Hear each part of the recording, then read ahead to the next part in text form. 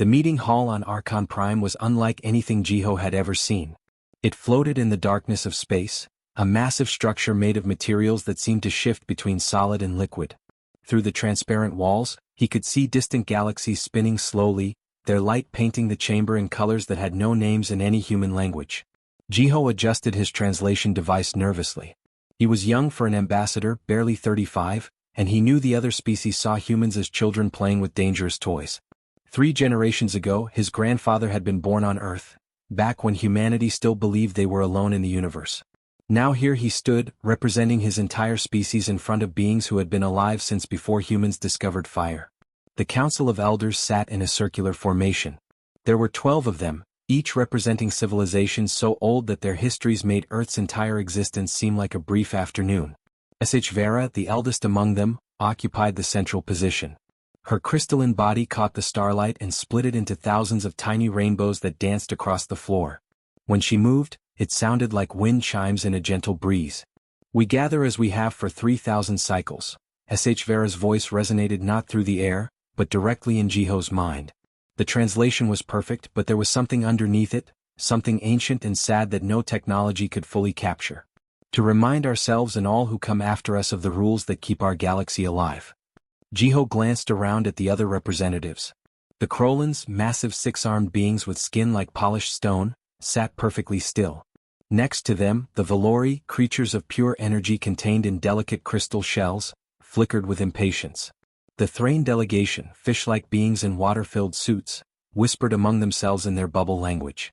All of them had heard this speech before. All of them looked bored. But Jiho was new to this. He leaned forward, genuinely curious, as HFY began the traditional recitation of the Forbidden Zones. There were 7 of them scattered throughout the galaxy, regions marked in every star chart with the universal symbol for danger. Most were black holes or unstable star systems, places where physics itself broke down. Jiho had studied them all before coming here. Then HFY mentioned the 8th zone. "Beyond the Veil Nebula," she said, and suddenly every being in the room sat up straighter.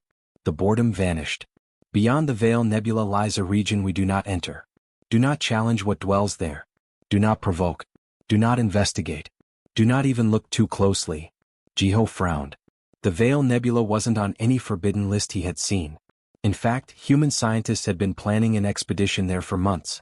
The nebula's energy readings were fascinating, suggesting technology far more advanced than anything the known galaxy possessed. His government had sent him here partly to gather information about it. "Forgive me, Elder Ivera," Jiho said, his voice sounding small in the vast chamber. "But the Veil Nebula isn't classified as a hazard in any database we've accessed. Our scientists believe it might contain ancient technology that could benefit everyone." The silence that followed was absolute. Even the Thrain stopped their whispering. Somewhere in the distance, a star exploded, its light reaching them across millions of years, and still the silence stretched on. HFY turned her entire body toward Jiho. Up close, he could see that she wasn't just one crystal, but thousands of them, all moving in perfect harmony, each one containing what looked like a tiny galaxy of its own. "How old are you, Ambassador Jiho?" she asked. 35 standard years, Elder. "I have lived for 10,347 of your years," HFY said quietly. "I have seen civilizations rise from nothing and return to dust. I have watched stars be born and die. I have forgotten more history than your entire species has lived." She paused, and Jiho felt the weight of all those years pressing down on him. "And I tell you this with absolute certainty. What lies beyond the Veil Nebula is not technology. It is not treasure. It is not opportunity. Then what is it?" Jiho asked, though part of him already knew he wouldn't like the answer. "It is the reason this galaxy has a council of elders at all," HFY replied. "It is the reason we meet every century to tell the same warnings over and over, hoping that someone will finally listen." Another elder spoke up, a being made of living metal called Thorgrim. His voice sounded like grinding gears. 10 million years ago the galaxy was full of life. Thousands of civilizations, each one believing they were the smartest, the strongest, the most advanced. And then they found the architects. "The architects?" Jiho repeated. "That is what they called themselves," HFY said. "Though names mean little to beings like them. They claimed to have seeded life throughout this galaxy billions of years ago. They claimed we were all their children, their experiment, their property. And you fought them," Jiho guessed. "We tried," Thorgrim said. "Oh, how we tried. We united every species, every fleet, every weapon. We threw everything we had at them. And do you know what happened? Jiho shook his head. We lost 90% of all life in the galaxy, SHY said softly. Entire star systems simply ceased to exist. Species that had existed for millions of years were gone in moments. Not destroyed, you understand. Gone. Erased from reality itself as if they had never been. But you survived, Jiho pointed out. You're here. We survived because they let us survive, SHY corrected him. They withdrew to the Veil Nebula and made us promise one thing: never challenge them again. Never provoke them. Never give them a reason to return. That promise, Ambassador Jiho, is the only reason you exist. The only reason your Earth was allowed to develop life. The only reason any of us are sitting here today. Jiho felt his confidence crumbling. But surely, with 10 million years of advancement, with all our combined technology, you think you are stronger than you are, SHY interrupted. You all do. Every young species reaches a point where they believe their weapons make them invincible. But the architects do not follow your physics. They do not fight your wars. They simply reshape reality to suit their needs. How do you fight an enemy that can decide you never existed? The crystalline elder moved closer to Jiho, and he could see his own reflection repeated thousands of times in her facets, each one showing a slightly different version of himself, as if she could see all his possible futures at once. Please, SHY said, and for the first time, Jiho heard genuine fear in her ancient voice. Please believe me when I tell you, some doors should never be opened. Some questions should never be asked. The Veil Nebula is one of them. But even as Jiho nodded, even as he promised to take the warning back to Earth, he knew it was already too late. His government had already sent the fleet. Admiral Hannah had already crossed the point of no return. The door was opening whether anyone wanted it to or not. Admiral Hannah stood on the bridge of the Terran flagship Horizon, watching the Veil Nebula grow larger on the main screen. It was beautiful in a way that made her chest tight. Swirls of purple and blue gas twisted around each other like dancers, and somewhere deep inside, energy readings spiked off every chart they had. Admiral, we're receiving another transmission from Archon Prime, her communications officer said. It's Ambassador Jiho again. He sounds urgent. Hannah sighed. This was the 5th message in 2 days. Put it through. Jiho's face appeared on the screen and he looked tired. No, more than tired. He looked scared. Admiral Hannah, please. You need to turn the fleet around. The elders weren't exaggerating. I've spent the last week going through their historical archives and what I've found. Ambassador, with all respect, we've heard the warnings, Hannah interrupted. She was 42, a veteran of 3 border conflicts, and she had no patience for ghost stories. But warnings from 10 million years ago don't mean much when we have weapons that can vaporize moons. The galaxy has changed. We've changed. That's exactly what they're counting on, Jiho pleaded. That arrogance, that belief that we're somehow special, somehow different from all the species that came before us. Hannah, please. I'm begging you. Come back. Hannah felt a flicker of doubt, but she pushed it down. Behind her, 12 warships held position, each one a marvel of human engineering. The Horizon alone carried enough firepower to level a continent. Together, they represented humanity's best chance to prove they belonged among the great powers of the galaxy. Negative, Ambassador. We have our orders from Earth Command. First contact with whatever built those structures could change everything for humanity. We're not turning back. She nodded to her officer, and the transmission cut off before Jiho could respond. Admiral, her science officer Deho called out. We're picking up something strange. The energy signatures inside the nebula are moving. It's like they're responding to our presence. Define responding, Hannah said, moving to his station. Deho's fingers flew across his console, pulling up data streams that made no sense. The structures we detected earlier? They're not structures at all, or at least not in any way we understand. They're occupying multiple dimensions simultaneously. When I scan them, I get readings from spaces that shouldn't exist. Weapons charged. Hannah asked her tactical officer. All systems ready, Admiral. We could light up half this nebula if we need to. That confidence felt good. Humans had come so far in just 3 generations. From a single planet to a dozen colonies. From primitive rockets to faster-than-light travel. They had earned their place at the table, and this mission would prove it. All ships maintain formation. Begin broadcasting first contact protocols on all frequencies, Hannah ordered. Let's show them we come in peace, but we're not afraid. The message went out in every language known to the galaxy, A simple greeting backed by mathematical proofs that any intelligent species could understand. For 30 seconds there was nothing. Just the nebula swirling in its ancient dance. Then everything changed. The response didn't come through their communication systems. It didn't come through any technology at all. One moment Hannah was standing on her bridge, surrounded by her crew, and the next moment she simply knew. Words appeared directly in her mind, bypassing her ears, her eyes, every sense she had. You were warned. The voice wasn't angry. It wasn't threatening. It was simply stating a fact the way someone might comment on the weather. You chose not to listen.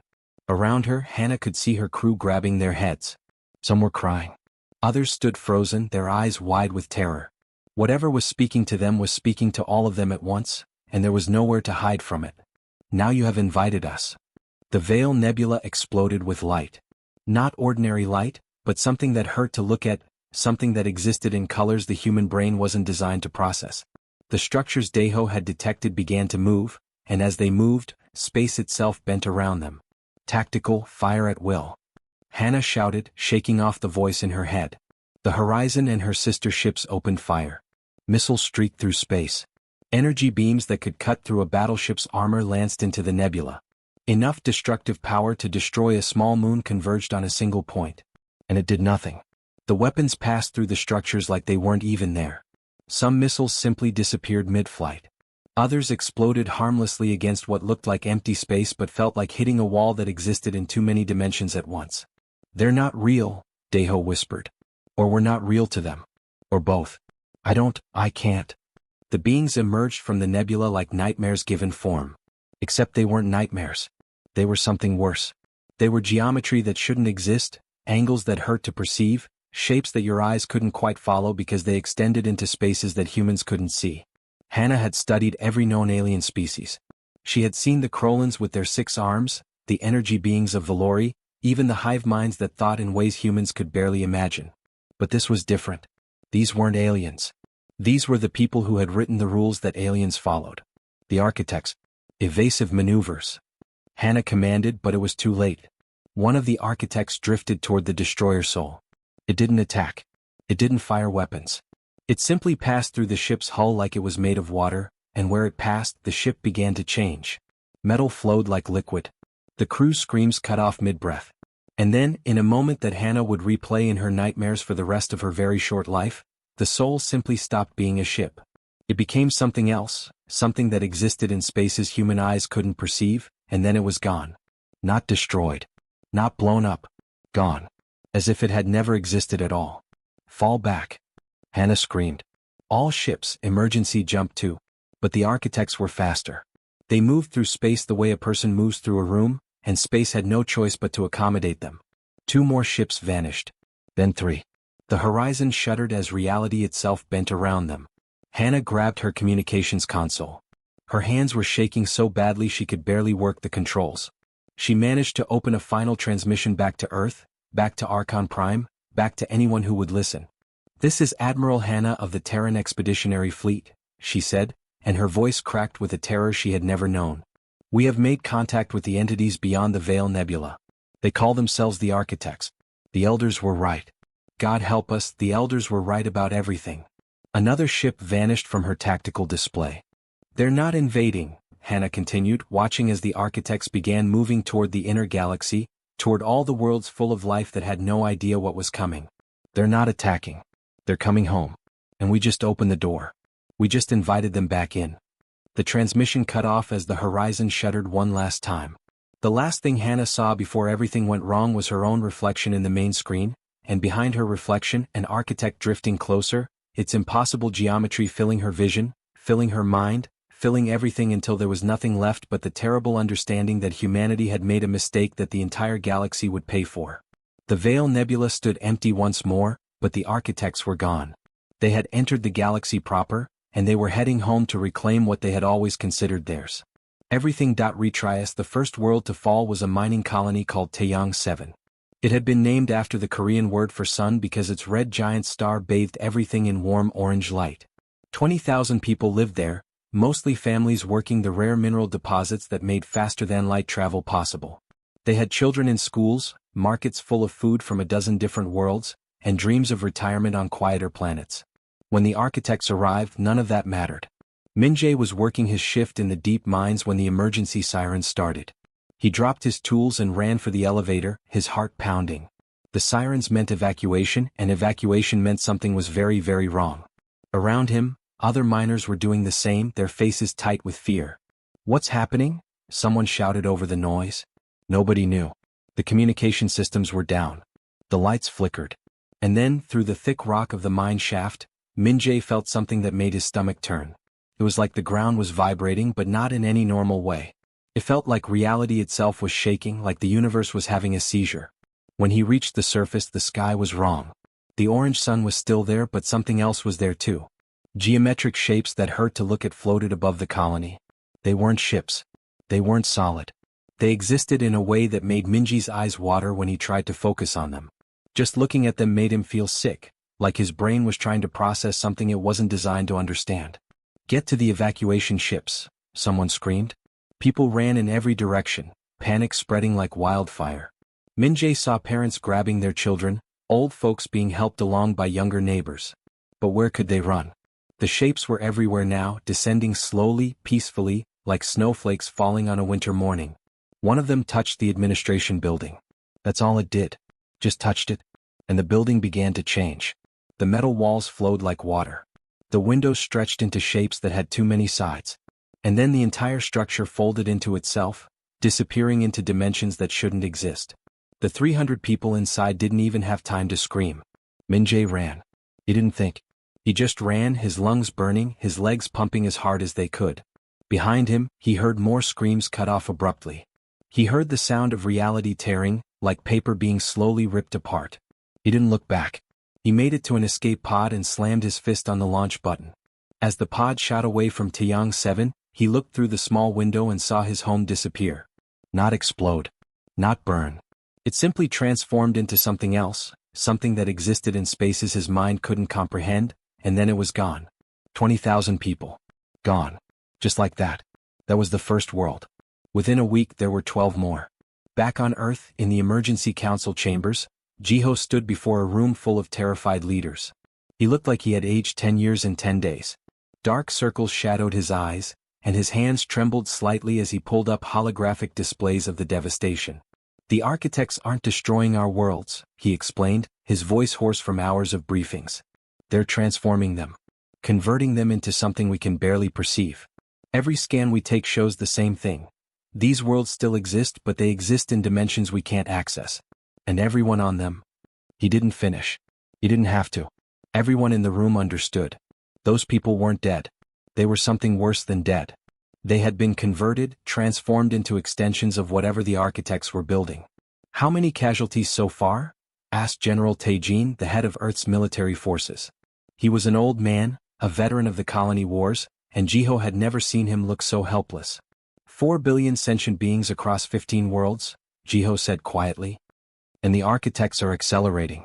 They're not even bothering with the outer colonies anymore. They're heading for the core worlds. For Earth. For the Krolon homeworld. For every major population center in the galaxy. "Can we fight them?" someone asked. Before Jiho could answer, the chamber doors burst open. HFY glided in, her crystalline form catching the harsh emergency lighting. Behind her came representatives from every major species in the galaxy. The Krolons, the Valori, the Thrain, even species that had been at war with each other for centuries. All of them looked scared. "We can fight them," HFY said, her voice filling everyone's mind. "But you need to understand what you're asking. We have fought them before. I was there. I watched it happen." She moved to the center of the room, and images began forming in the air around her. Not holograms but memories, pulled from her ancient mind and made visible for everyone to see. 10 million years ago the galaxy was full of life, she began. More species than you can imagine. Great civilizations that made your current technology look like stone tools. We were proud. We were powerful. And when the architects claimed to own us, claimed we were their property to do with as they pleased, we united and we fought back. The images showed vast fleets, thousands of ships from hundreds of species. They showed weapons that could tear holes in space, that could ignite stars, that could reshape planets. They showed a galaxy united in defiance.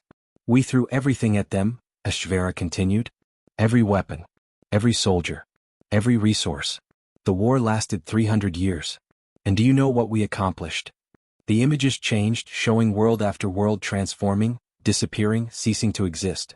Showing species being erased from reality itself. Showing the slow, inevitable advance of beings that couldn't be stopped. We made them notice us, as Vera said. That's all. We annoyed them enough that they paid attention. And in paying attention, they casually erased 90% of all life in the galaxy. Not because they were angry. Not because they were cruel. Simply because we were in the way of what they wanted to build.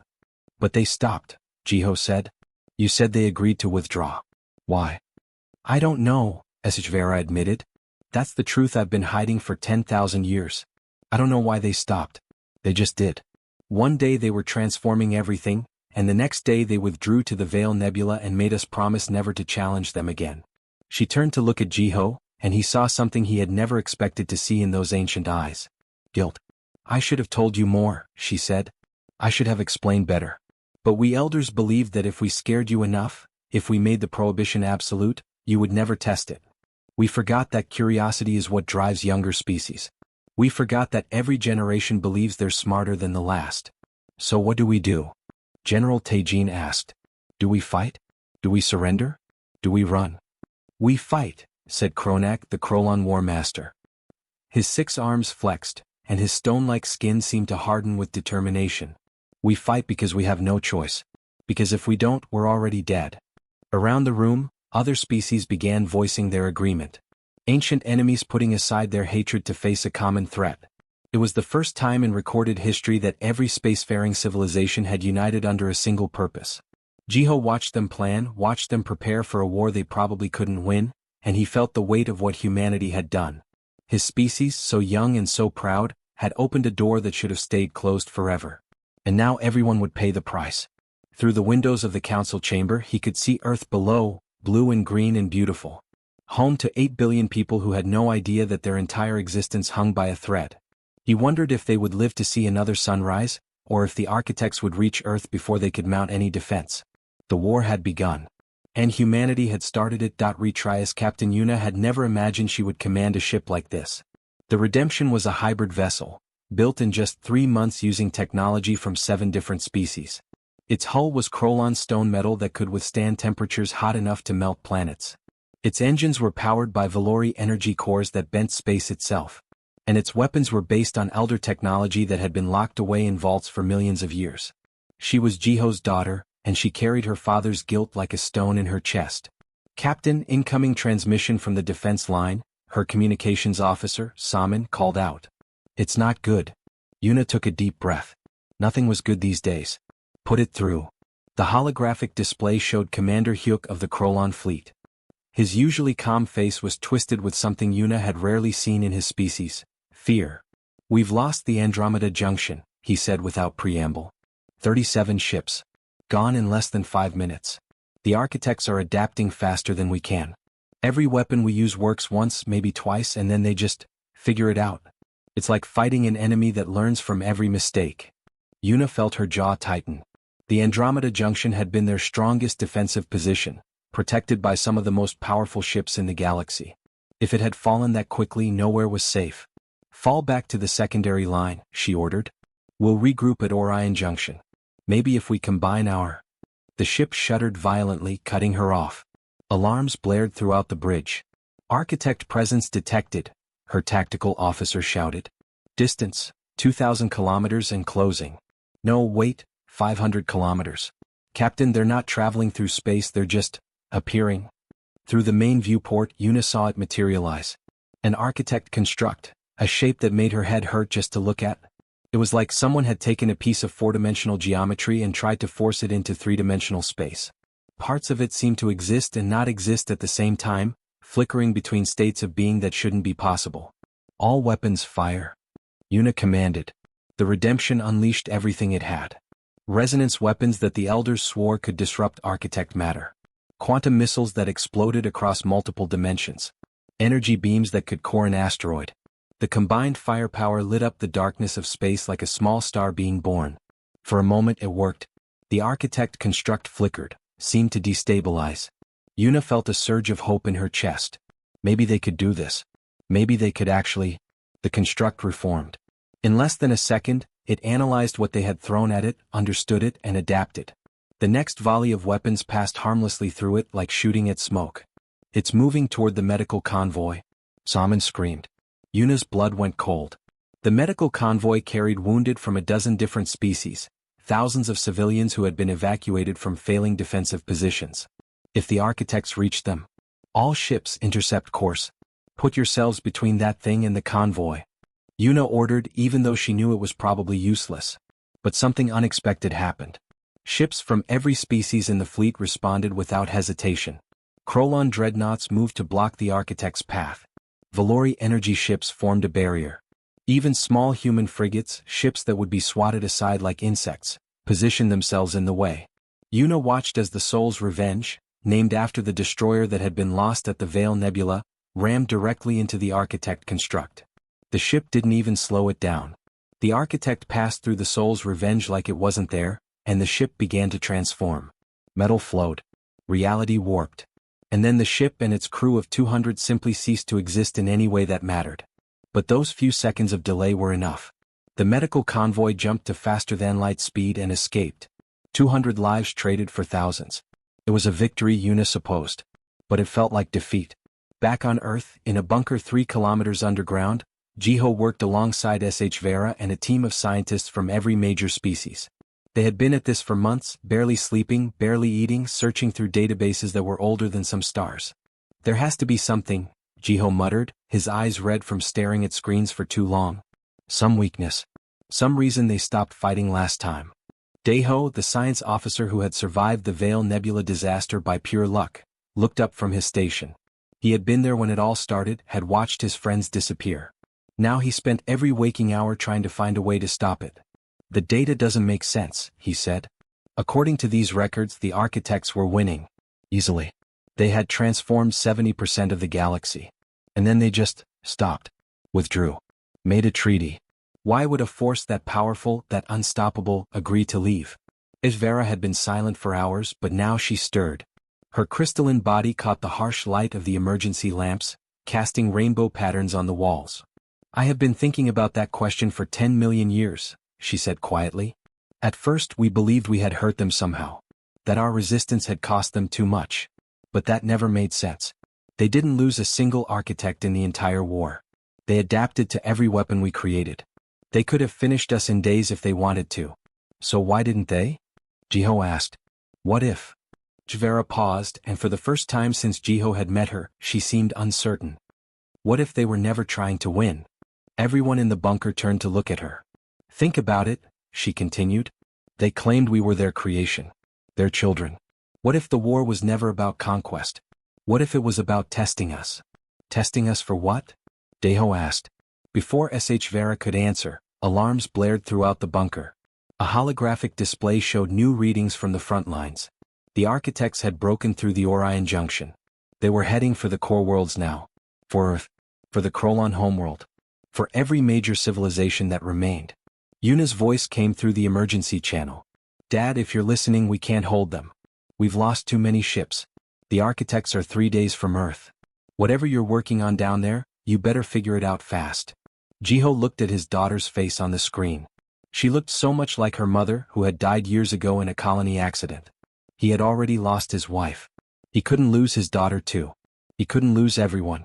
"There has to be something we're missing," he said desperately. "SH Vera, you said the architects stopped when your ancestors showed them something. What did they show?" The ancient being's form seemed to dim, like light passing through clouded crystal. "I don't know. The records from that time are fragmentary. But there was one phrase that kept appearing in what survived.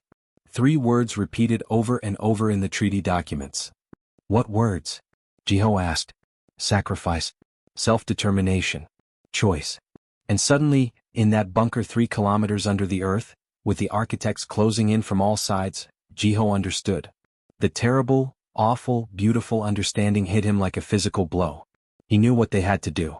He knew what the architects wanted to see. And he knew it was going to cost everything. The breakthrough came from the most unlikely source, a captured architect. Well, captured wasn't quite the right word.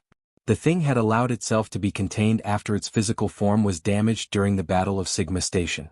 It sat in a containment field that existed across 17 dimensions, pulsing with light that hurt to perceive. HFY was the only being old enough, wise enough, to attempt communication. Jiho watched through protective glass as she approached the architect, her crystalline form reflecting its impossible geometry. For 3 days she stood there. Not moving. Not speaking.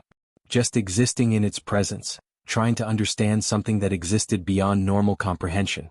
On the 4th day she emerged and Jiho had never seen her look so tired. "I understand now," she said, her voice barely a whisper in his mind. "I understand why they stopped before. I understand what they want." She called for an emergency meeting of every remaining leader in the galaxy. The council chambers were packed with exhausted, terrified beings. Outside, the architects were 2 days from Earth. Fleet reports showed they had lost 70% of all military vessels. Billions were dead or transformed. The galaxy was losing. "The architects are not invaders," HFY began. "They are parents. Ancient, immortal parents who seeded life throughout this galaxy 4 billion years ago. They withdrew because they wanted to see if we could grow beyond them. If we could become something they never were." "What does that mean?" General Taijin demanded. His uniform was stained with ash from a battle he had barely survived. "What do they want from us?" "They want to see if we learned the one thing they never could," HFY said. "True sacrifice. Self-determination. The ability to choose the greater good over survival." Jiho felt his stomach drop. He knew where this was going. He had known since the moment HFY said those 3 words in the bunker. 10 million years ago, my ancestors were losing," HFY continued. "The architects had transformed most of the galaxy. We were down to a handful of worlds.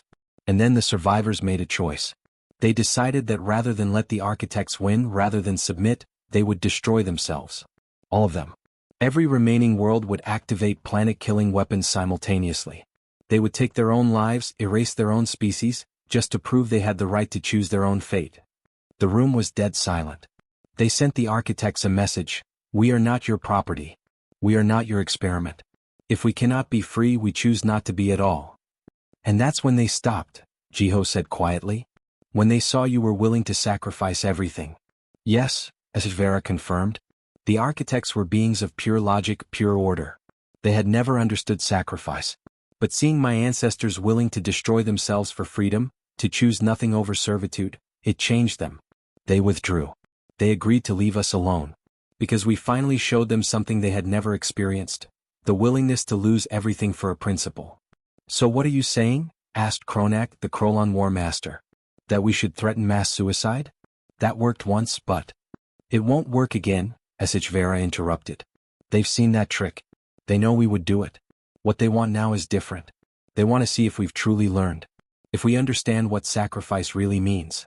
A holographic display appeared in the center of the room. It showed a communication from the architects, translated through mathematics and physics into concepts the gathered species could understand. The message was simple: one species must choose to sacrifice its future so all others may have one. One must step back into the past willingly so the rest can move forward. This is the price of peace. This is the test of wisdom. Jiho read the message 3 times, and each time it felt like a knife twisting in his chest. He looked around the room at representatives from dozens of species. The Krolans, who had fought beside humans in every battle. The Valori, who had shared their most sacred technology. The Thrain, the Milori, the Vex, all of them staring at the message with growing horror as they understood what it meant. One species had to give up everything. Had to return to their homeworld and stay there for 10,000 years while the rest of the galaxy moved on. No colonies. No exploration. No expansion. Just sitting on one planet for 10 millennia while everyone else grew and thrived and forgot about them. "We'll draw lots," someone suggested. "Make it fair. Random." But Jiho was already standing. His legs felt weak, but he forced himself to straighten, to look at all the beings in the room. "It should be humanity," he said. His voice cracked, but he kept going. "We're the ones who opened the door. We're the ones who didn't listen to the warnings. This is our fault. We should pay the price." "Ambassador, you can't," Kronak began. "We can and we will," Jiho said firmly. "We have 8 billion people on Earth. Another 2 billion scattered across 12 colonies. All of them will return to Earth. We'll surrender every ship, every station, every outpost beyond our home system. We'll stay there for 10,000 years. However long it takes." "Jiho," HFY said gently. Do you understand what you're agreeing to? 10,000 years. Your descendants won't remember why they're confined. They'll grow to resent it. It will feel like a prison. I know, Jiho said. But it's the right thing to do. Our pride caused this. Our humility needs to end it. The vote was called. It took 6 hours of debate, but in the end, humanity made the choice. They would sacrifice their future so the galaxy could have one. Yuna was there when her father announced it to Earth. She stood beside him as he addressed all of humanity, every human across all the colonies, and told them they were coming home. We made a mistake, Jiho said, his voice broadcast to billions. We thought we were strong enough, smart enough, special enough to ignore ancient wisdom. We were wrong. And now we have a chance to make it right. We can save the galaxy, but only if we're willing to give up our place in it. For a while. For a long while. The response was mixed. Some people were angry. Some were scared. Some called it surrender. But most understood. Most recognized that humanity had been given a gift. The chance to fix their mistake, to save everyone even if it cost them everything. The withdrawal took 3 months. Every human colony was evacuated. Every ship returned to Earth. The architects watched but didn't interfere. They were waiting to see if humanity would truly follow through. On the last day, Jiho stood at the spaceport watching the final transport ships arrive. Millions of people who had been born on distant worlds, who had never seen Earth, coming home to a planet that was now their prison and their sanctuary. Yuna stood beside him. She had resigned her commission, given up her ship. Like all humanity, she was coming home. Do you think they'll remember? She asked quietly. 10,000 years from now, will our descendants know why we did this? We'll make sure they do, Jiho said. We'll build monuments. Write histories. Tell the story over and over until it becomes part of who we are. The day humanity learned that wisdom matters more than power. The architects kept their word. As the last human returned to Earth, as the boundaries were set and the long confinement began, they withdrew. The transformation stopped. The war ended. And slowly, carefully, the galaxy began to rebuild. Jiho lived for 5 more years after that. He spent them writing, teaching, making sure the story would never be forgotten. His last words, recorded by Yuna at his bedside, became humanity's guiding principle. The elders warned us. We did not listen. We thought we knew better. We thought our technology made us invincible. But we learned the hardest way possible. The galaxy is older than we are. The rules exist for reasons we can't always see. And sometimes the bravest thing you can do is admit you were wrong and pay the price to make it right. 10,000 years passed. It was the longest sentence any species had ever served. But humanity survived. They grew. They learned. And when they finally returned to the stars, they found something waiting for them on every world they had abandoned. Monuments. Beautiful, towering structures built by every species in the galaxy. Tributes to the people who had sacrificed their future to save everyone else. And at the base of each monument, the same inscription in every known language. Here lived humans who chose wisdom over pride, sacrifice over survival. May we all learn from their example. Humanity had made the worst mistake in galactic history. But they had also made the greatest sacrifice. And in doing so, they had finally earned their place among the stars. Not through power or technology or conquest, but through understanding what mattered most. That some prices are worth paying, that some lessons can only be learned through loss, and that true strength comes not from never falling, but from getting back up and making things right. The elders had warned them. They hadn't listened. But they had learned. And in the end, that made all the difference.